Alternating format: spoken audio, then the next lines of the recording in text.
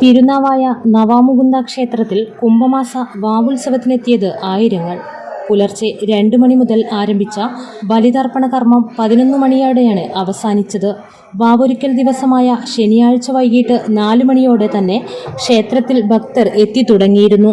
ദേവസ്വം അംഗീകരിച്ച 14 കർമ്മികളാണ് ബലികർമ്മ ചടങ്ങുകൾക്ക് നേതൃത്വം നൽകിയത്.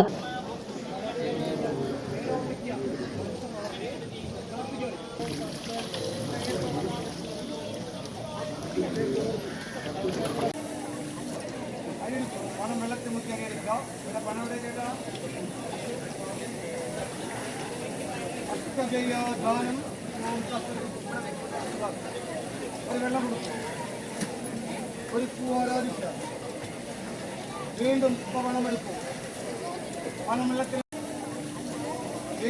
പണമെടുക്കുന്നതാണ്.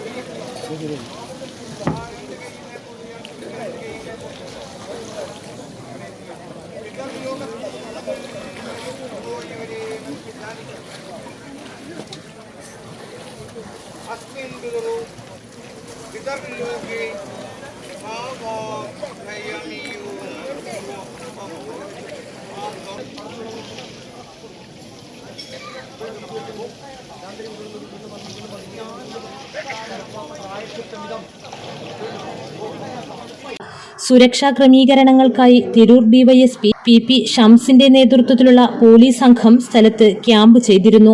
തിരക്ക് നിയന്ത്രിക്കുന്നതിന്റെ ഭാഗമായി ക്ഷേത്രത്തിനകത്തും പുറത്തും ബലി രശീതി കൗണ്ടറുകളും സ്ഥാപിച്ചിരുന്നു.